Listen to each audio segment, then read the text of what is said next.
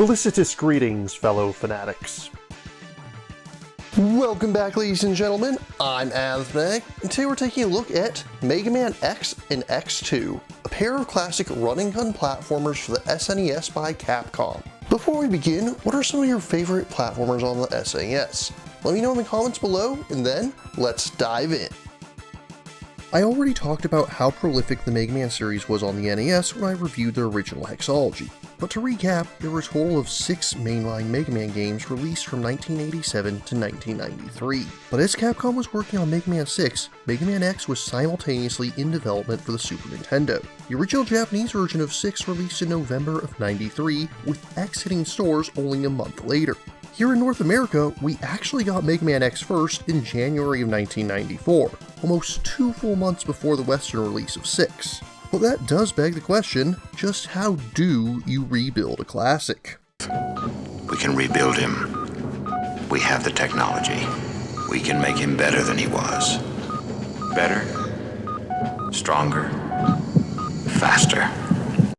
Set approximately 1 century after the original Mega Man series, the basics of Mega Man X feel largely unchanged. You play as X who, like his predecessor, can visit 8 main stages in any order the player chooses. By defeating the boss of each of these stages, X will gain a special weapon, and as before, each boss is weak to one of the weapons you get from another boss. But what makes Mega Man X different from the classic series? Firstly, X is more mobile than his elder brother. He can dash forward at high speeds, similar but definitely faster than Mega Man Slide. And on top of that, unlike the Slide, X is able to go into a jump from the dash, giving him a lot more distance. Additionally, when X is against a wall, he can slide down it or even wall kick to jump, which somehow he's able to do consecutively in order to scale vertical walls. Those crazy video game physics. Regardless, both of these options make the X series feel like a much faster paced game than its predecessor. Next, there's a much greater emphasis on exploration. Although Mega Man 7 and 8 would bring some elements of this into the classic series, the X series has consistently rewarded players for going back to stages that they've previously visited with weapons and abilities that they've acquired in order to find hidden items. Indeed, every standard level in the X games has a heart tank hidden somewhere, which increases your health by a little bit. If you manage to find all of them, it'll double your starting health value. Whereas the classic series had E-tanks, X instead collects sub-tanks. 4 of these are hidden in each of the SNES titles. Unlike E-tanks, there's a finite amount of them and they don't respawn, but they don't go away once you use them either. The downside is that you have to manually fill them. Whenever you collect health while already at full HP, you'll fill it a little bit. Then later, you can use the stored energy to restore your health. You also have the ride armor which appears in certain levels. These are kind of cool, but also a little inconsequential overall. When you find one, you can ride it for a short while, allowing X to fight enemies without worrying about taking damage, though there is something a little odd about a robot piloting a mech. But by far, what stands out the most about the X games are the armors that X can collect. In the first 4 titles of the series, the general concept is the same. You can find pieces to the armor hidden throughout the various stages within the game, and each piece enhances X's abilities in a different way. In the first game, most players will get the leg upgrade first, which gives X his much needed dash that would become part of his default moveset in future games. This is the only armor capsule in the series which isn't hidden, so it's pretty clear that this ability was always meant to be central to X's gameplay.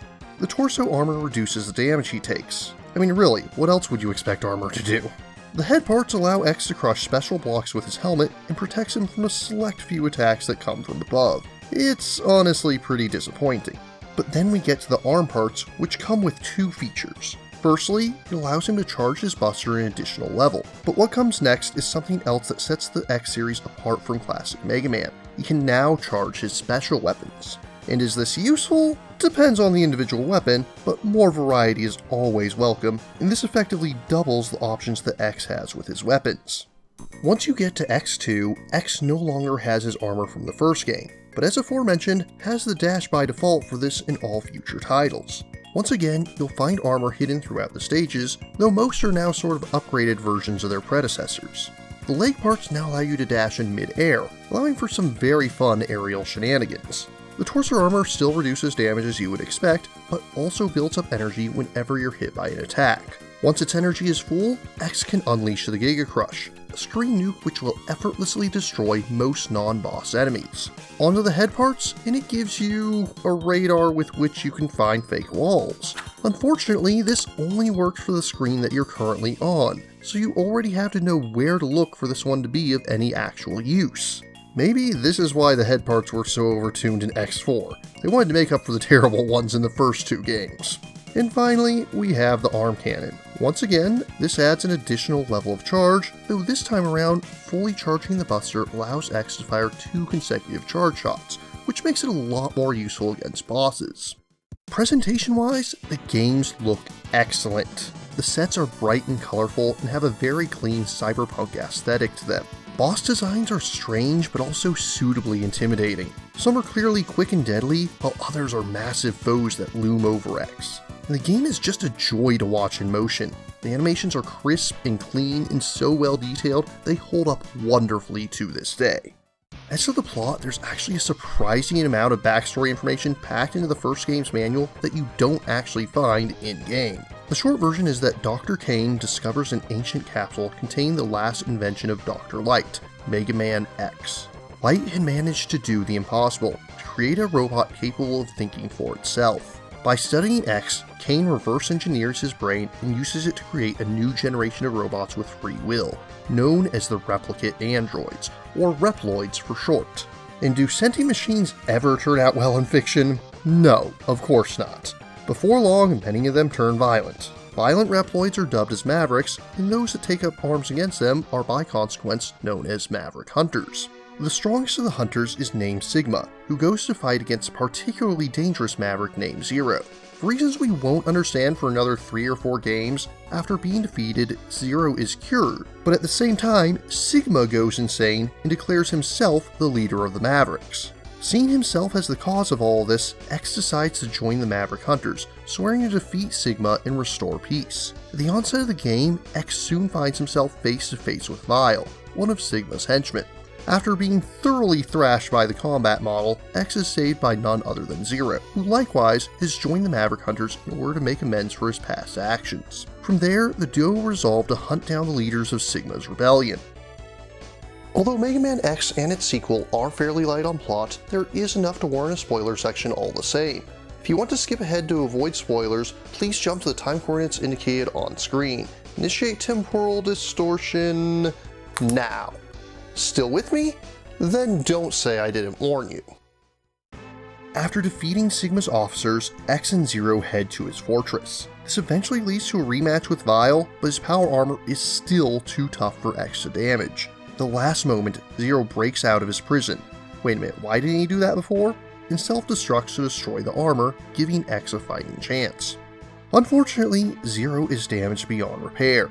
If X doesn't have the arm upgrade at this point, Zero gives his buster to X, which will act identically to the aforementioned upgrade. From there, all that's left is to go after Sigma himself. Sigma complains about X foiling his robotic revolution, and then we're given an epilogue which talks about how those who sacrifice themselves will never return. Yeah, that's going to last. Oh, and then X gets a transmission from Sigma threatening revenge. While his body was destroyed, his program remains ready to inhabit a new one, which brings us to X2. Set 6 months after the events of the first game, X2 has the eponymous robot battling against a trio of Reploids that were created with the sole purpose of killing him. Simply known as the X-Hunters, they can hide within any of the game's 8 main stages. Wait a minute, if they're hunting him, why does he need to find them? Nevertheless, this gives X a chance to fight them before the final gauntlet of levels. For each one that he defeats, he'll recover some of Zero's parts. If he manages to collect all 3 of them, Dr. Kane will be able to rebuild him. If not, then Sigma reactivates Zero and he bars your way to the final boss fight where you'll have to bring him to his senses.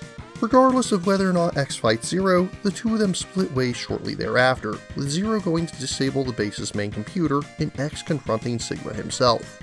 And as Sigma is destroyed, he once again vows to return with an even more powerful shell.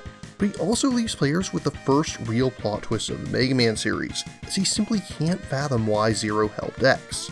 After all, he is last of the Doctor's creations.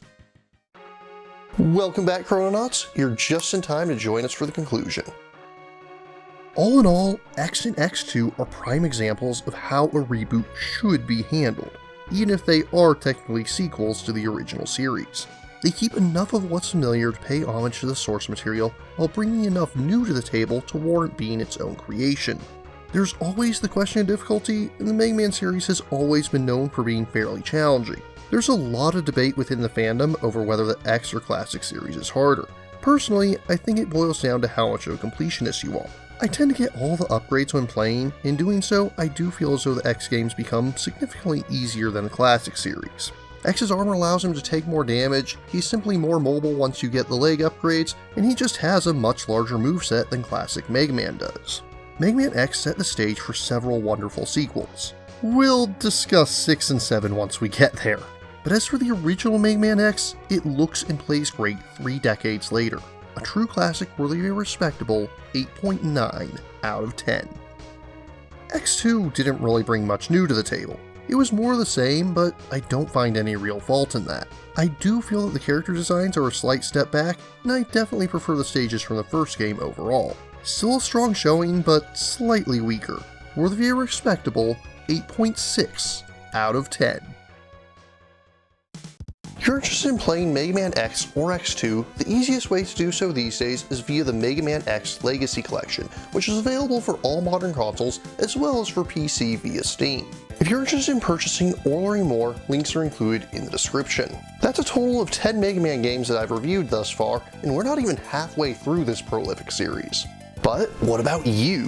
What do you think of Mega Man X? What reboots do you think did things right? If you have any questions, remarks, or opposing points of view, leave them in the comments down below. And don't forget to like, share, subscribe, and ring that bell. If you really enjoy my work, please consider funding my channel on Patreon. Until next time, farewell, fellow fanatics.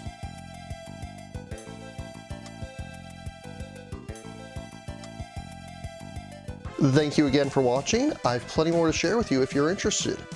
You can click up here above my head to subscribe to my channel. You can click over here on my monitor to see the most recent video that I've worked on. Or if you prefer, you can click up here to open this mysterious vault and see what video that the YouTube algorithm has picked just for you.